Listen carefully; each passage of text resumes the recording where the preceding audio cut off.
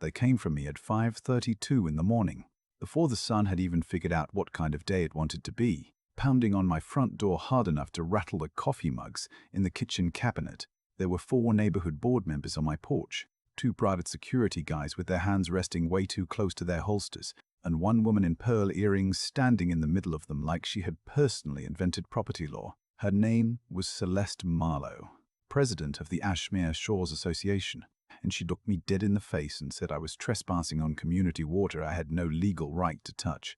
Now, I know that sounds dramatic, like the opening scene of a cheap courtroom thriller, but I promise you, standing there barefoot in sweatpants with a half-dead porch light flickering over a bunch of rich people pretending to be federal agents, it felt a whole lot less entertaining. My name is Nolan Mercer, and 3 months before Celeste tried to have me dragged off my own land, I was just a guy with a busted truck, a bad knee from my army days, and a cardboard box full of unemployment paperwork I kept pretending I was going to organize. Then my great-uncle Wade passed away and left me his old place out on Ashmere Bend, a sagging cedar cabin tucked behind pine trees, cattails, and a narrow finger of water everybody in town simply called the Inlet. Wade had always been the strange one in the family, the kind of man who labeled coffee cans full of screws by decade and saved receipts from gas stations that had been bulldozed before I was born.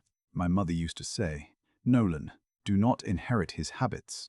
Inherit his stubbornness if you have to, but not the paperwork." Well, funny thing about old men, everybody calls crazy. Sometimes they are not crazy at all. Sometimes they are just early.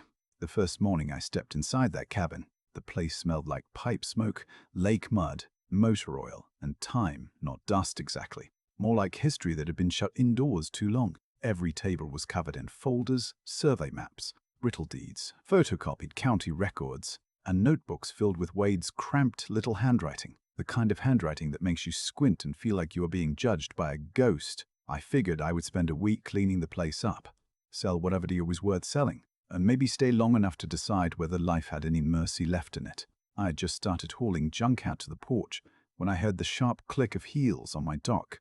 No footsteps, not walking, clicking, like somebody was typing an angry email on wood. I turned around and saw Celeste Marlowe coming toward me in a cream-colored blazer that probably cost more than my transmission, holding a leather folder against her chest like it was a Bible and a weapon at the same time. "You must be Wade Mercer's nephew," she said, and she did not offer her hand, did not say sorry for your loss, did not even pretend to look sad. I said, "That would be me." She smiled, but it was not the friendly kind of smile. It was the kind real estate people use when they already know how much they plan to take from you. Then she told me Wade had been delinquent on waterfront access assessments for 12 years, and the total balance, including penalties and administrative recovery costs, was $6,200. I laughed because I honestly thought she was joking. That was my first mistake. Celeste did not laugh. She opened the folder and slid a printed notice across my dock rail. "Payment due in 10 business days," she said. "Or the association will begin enforcement proceedings against the property, including suspension of dock privileges and seizure of unauthorized watercraft." I looked past her at the dock, of the missing boards, the rusted cleats, the old rope hanging stiff and green from weather, and I said, "What exactly have you been maintaining?" Her eyes narrowed just a little. Not enough for most people to notice, but I noticed. "I learned a long time ago that people show you who they are in the second after you question them." She said, "The association maintains the shared waterfront environment for all residents."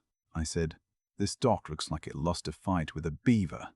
That was my second mistake. Celeste leaned closer, close enough that I smelled expensive perfume cutting through the lake air, and she said, "Mr. Mercer, this community has standards, and men who arrive here with no history, no investment, and no respect usually discover that Ashmere Shores is not the place for them." Then she turned around and clicked her way back down my dock, leaving me with a bill I could not pay, a warning I did not understand, and the clear feeling that I had just met someone who had been getting away with things for a very long time. Over the next few weeks, I learned that Celeste did not run Ashmere Shores like a neighborhood association. She ran it like a small country with bad lighting and worse laws. The board meetings were held in a room behind the marina office, where the chairs were always arranged so she sat higher than everybody else, like a judge in pearls. She controlled the agenda, the boats, the newsletter, the complaint process, and somehow even the town inspector. a sweaty little man named Ron Deaver who showed up at my cabin 3 days after I asked my first question and told me someone had reported structural hazards. Someone, of course, was parked 200 yards away in a black Lexus with tinted windows, pretending to admire the ducks. Ron poked my dock with his boot, tapped a railing, made a few official noises, and then told me I might need permits for repairs, storage, shoreline cleanup, and possibly tree trimming. I asked him what certification he had for inspecting private waterfront structures. He stopped writing. I asked because Uncle Wade had an entire folder labeled inspectors, permits, and people who lie for money, and Ron Deaver's name was in it 3 times. His face went soft and pale like bread dough. He said he would need to review the matter and get back to me. Then he drove away so fast, gravel spit out behind his tires. That was the first time I thought, okay, Wade, what were you really doing out here? But the real reason I stayed, the reason I did not pack up and disappear, was not Celeste, or the cabin, or even my pride. It was the neighbors. There was Mrs.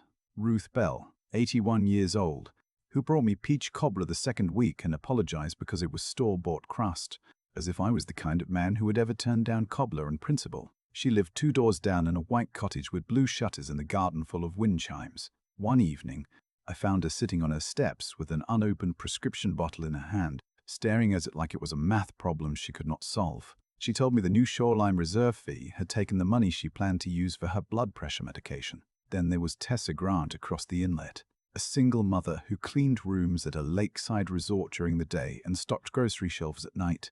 Her son Jamie, 16 years old, skinny, quiet, and scary smart with computers, came over one afternoon to help me reset the cabin router, and before he left, he asked me if I knew why association fees kept doubling right before certain families sold their homes. He said it casually, like a kid asking if it might rain, but his eyes were sharp. That question sat in my head for 3 days.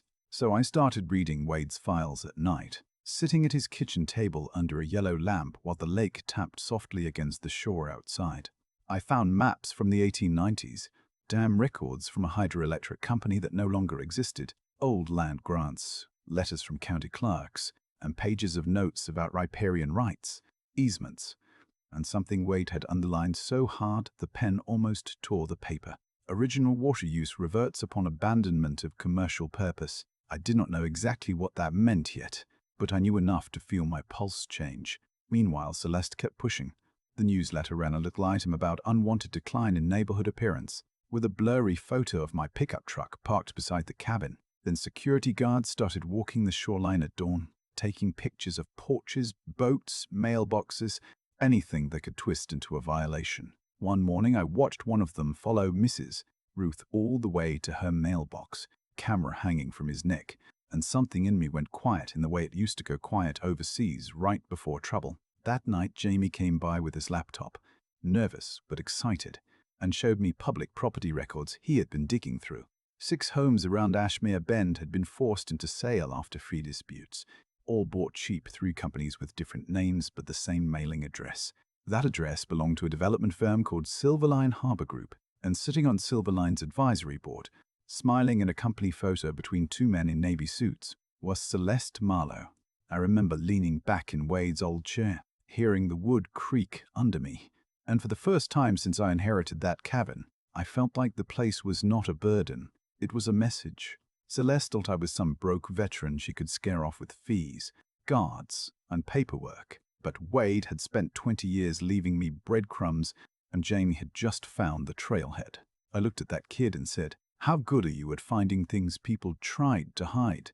Jamie smiled for the first time all night and said, "Better than they are at hiding them." And right then, with a late black outside the window and Uncle Wade's files spread between us like a battle plan, I knew this was not going to end with me writing Celeste a check. It was going to end with somebody answering for what they had done. The thing about people like Celeste Marlowe is they do not usually panic at first, because panic is for people who believe consequences apply to them, and Celeste had spent too many years sitting at the head of that marina meeting room being nodded at by men with soft hands and expensive watches. So when Jamie and I started digging, she did not back off, she leaned in. The next morning, there was a violation notice taped to my door because my trash cans had been visible from the access road for more than 24 hours, which was impressive, considering the access road was mostly trees, mud, and one raccoon, who looked like he had bigger legal problems than I did. 2 days later, another notice arrived, this one claiming my porch light was non-compliant with the shoreline aesthetic guidelines. Then a third one showed up, saying my dock repairs had begun without proper association approval, even though the repairs were basically me removing boards that had already given up on life. Every letter came with fees. Every fee came with penalties. And every penalty came with that same polite little sentence at the bottom. Failure to comply may result in legal action against the property. It was not about porch lights or trash cans. It was about pressure. Celeste wanted me tired, embarrassed, alone, and broke before I figured out what Uncle Wade had been protecting. But that was where she miscalculated. Because I had been trained by the army to do two things very well: stay awake longer than I wanted to, and organize chaos into something useful.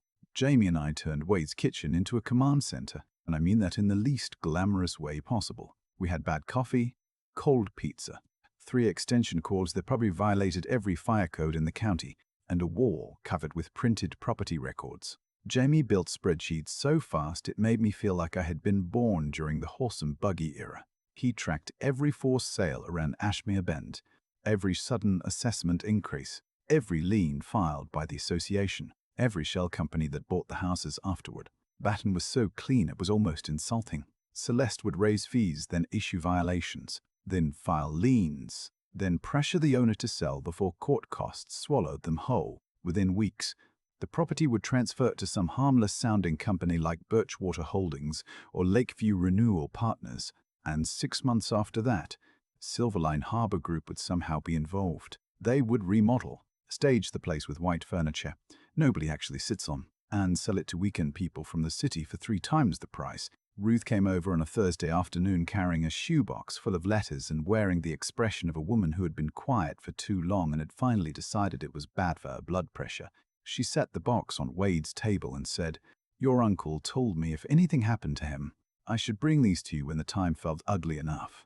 Then she opened the box, and I swear, it was like that sweet old lady had been running a one-woman intelligence agency from behind her ranges. She had copies of assessment notices going back 14 years, handwritten notes from phone calls with board members, photographs of security guards parked outside her house, and audio recordings from association meetings where Celeste said things no smart person says out loud. On one recording, Celeste's voice came through thin and cold, saying certain legacy residents were preventing Ashmere from reaching its natural market potential. Ruth looked at me and said, "Legacy residents means old people who refuse to die or move." She said it so dryly Jamie nearly choked on his soda. Tessa joined us that night after her shift, still in her grocery store fleece, smelling faintly like cardboard boxes and laundry detergent. She did not bring documents at first. She brought shame, the quiet kind people carry when they have been convinced their struggle is their fault.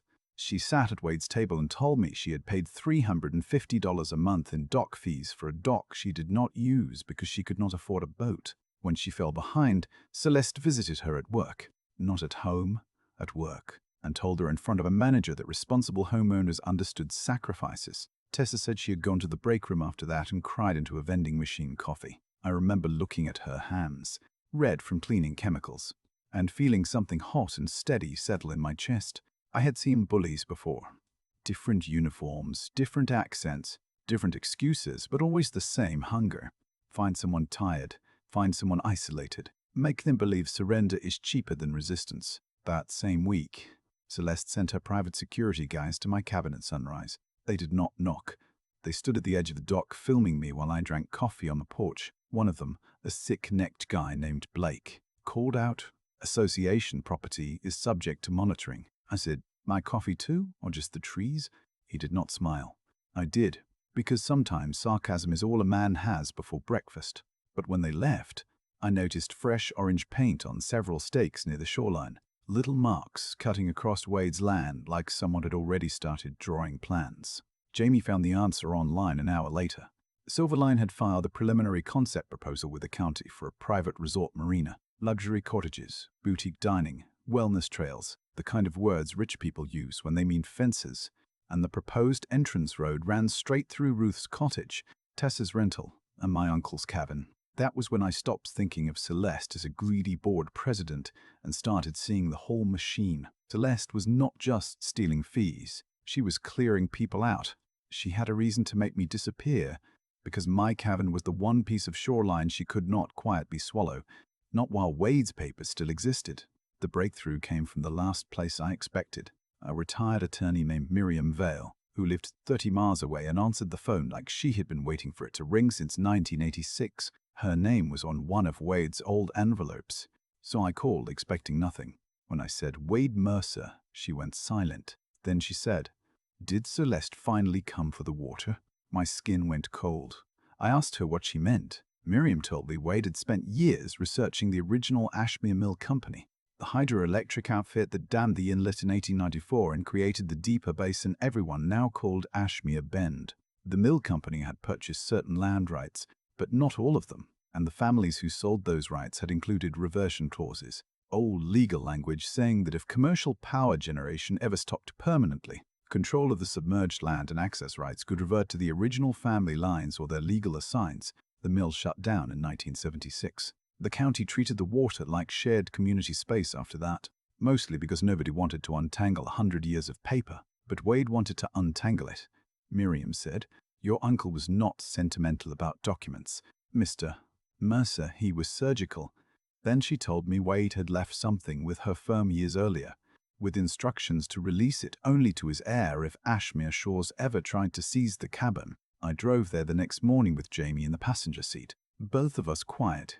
The kind of quiet that means the world might look different by lunch. Miriam's office smelled like old books and lemon polish. She was small, silver-haired, and sharper than a drawer full of knives. She handed me a flat archival box tied with cotton tape. Inside were the missing pieces: original deed abstracts, notarized transfers, county recording receipts, and a legal opinion Miriam had written for Wade 5 years earlier. My hands actually shook when I read the summary. Wade Mercer had not only inherited one portion of the old water rights, he had quietly purchased assignments from 4 other descendant families over 20 years, paying fair cash to people who thought they were selling meaningless antique claims. Together, those claims gave his estate controlling interest in the bed beneath Ashmere Bend and the private dock access corridor along the old mill shoreline. Jamie leaned over the table, eyes wide, and whispered, "Netherland, this means they have been charging people to use water rights they do not control." Miriam corrected him without looking up. "Not quite, young man. It means they have been charging people to use property they may have been trespassing on themselves." I laughed once, not because it was funny, but because my brain needed somewhere to put the shock. Then Miriam gave me one more envelope, sealed, with my name written in Wade's handwriting. Inside was a short letter. "Nolan, if you are reading this, then someone greedy got impatient. Do not use this to become like them.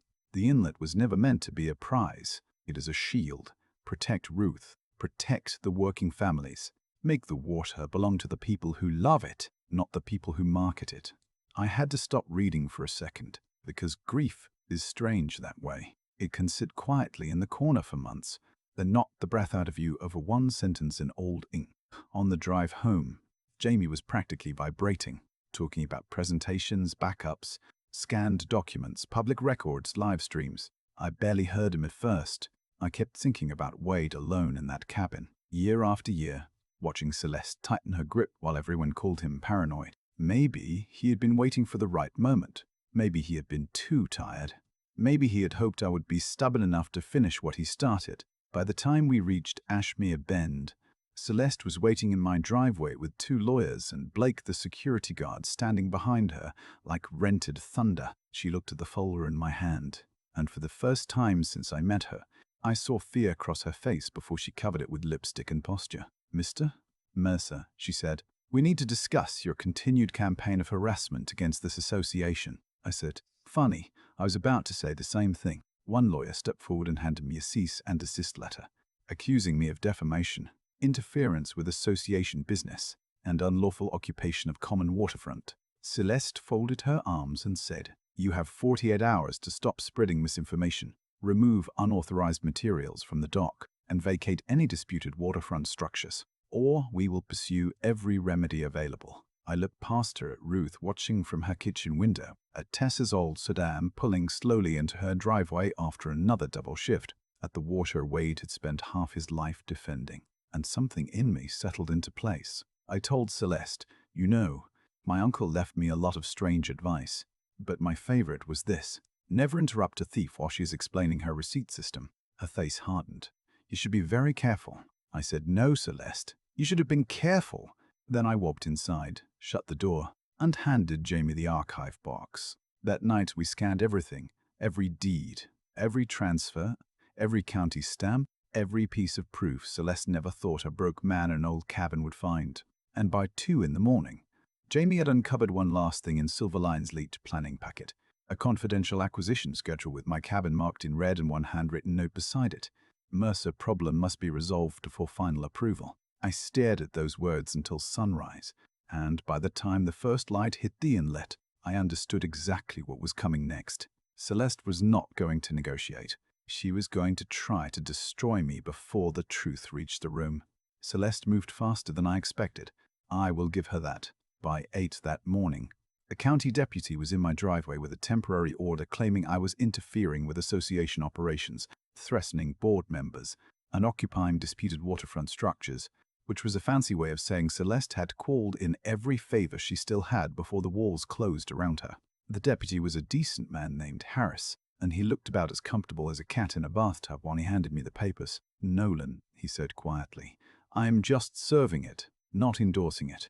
I told him I understood, because sometimes good people get stuck carrying bad envelopes. Jamie was already filming from the porch, not hiding it, not being dramatic, just holding his phone steady with that calm teenage confidence that makes adults nervous. Celeste had forgotten one very important thing about the modern world. If you try to crush someone in public, the public might actually show up. By noon, Jamie's clip of the deputy serving me had been shared all over the county, then across the state, then somehow into those neighborhood watchdog groups where retired people with time and Wi-Fi can do more damage than most lawyers. Ruth called me crying, but not scared crying, angry crying. Tessa texted that people from 3 other lake communities were coming to the Ashmere meeting that night because they had seen the same pattern in their own associations. And then Celeste made her last real mistake. 2 hours before the meeting, smoke rose from my dock. I was at the cabin loading boxes of documents into Tessa's car when Jamie yelled from the shoreline.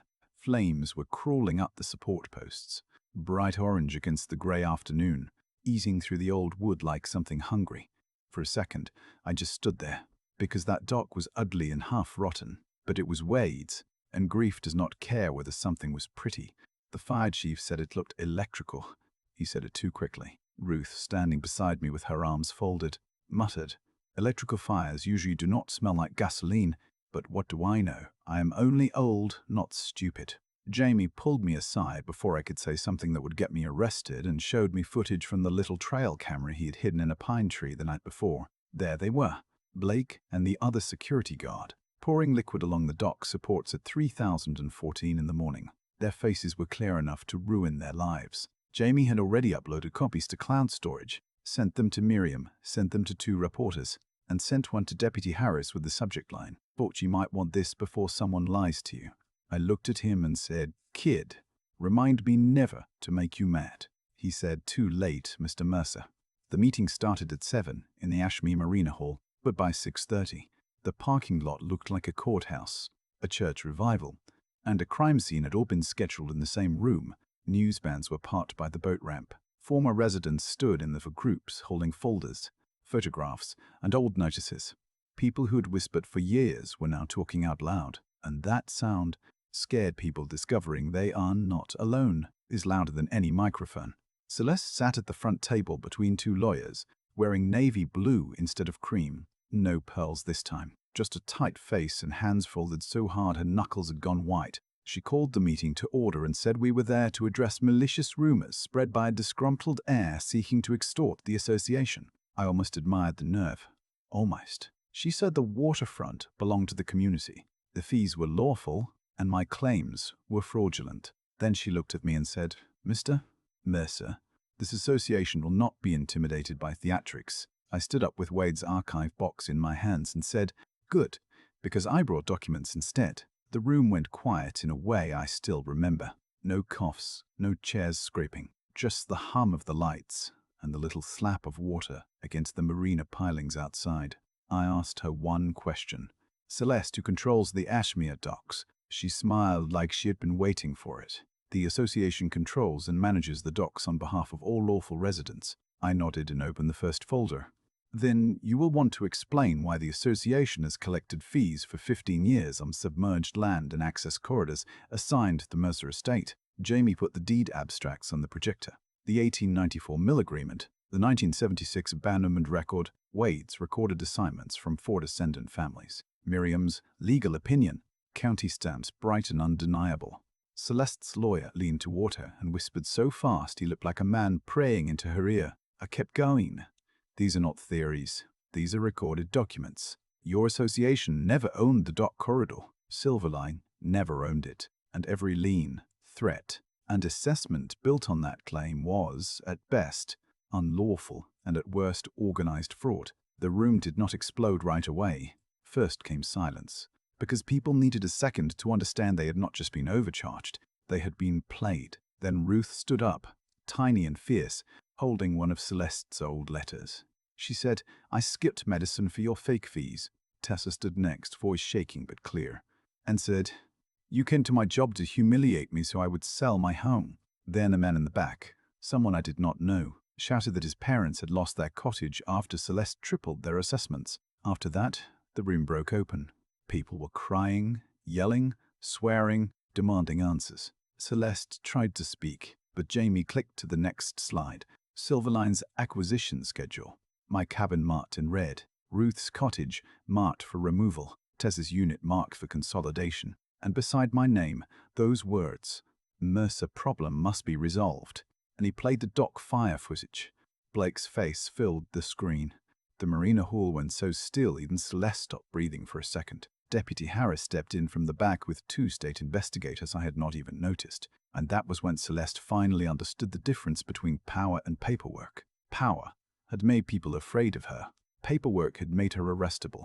They took Blake first, then the other guard, then Celeste, who kept saying this was a misunderstanding, a business dispute, a politically motivated attack, anything except the truth. As Harris put the cuffs on her, she looked at me with pure hatred and said, you have no idea what you just cost this community. I said, no, Celeste. I know exactly what you cost it. 3 months later, the dock had been rebuilt. Not fancy, not glossy, just solid, safe, and paid for with money recovered after the first wave of settlements. Celeste eventually pleaded guilty to fraud, conspiracy, and arson-related charges, and Silverline Harbor Group became the kind of name people in county offices stopped saying without lawyers present. But the part people still argue about is what I did next. I did not sell the water rights.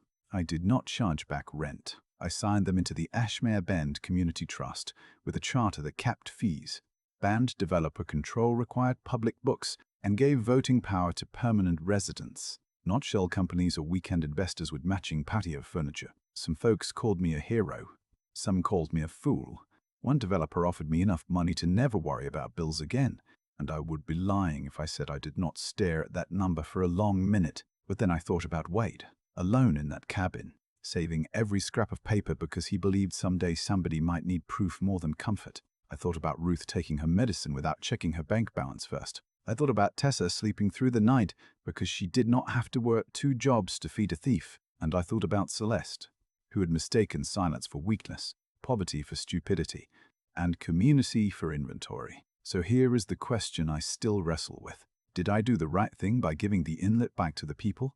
Or should I have made every person who benefited from those illegal fees pay for looking the other way? Because justice sounds clean when people say it online, but up close, it is messy, personal, and full of neighbors who were victims one day and cowards the day before.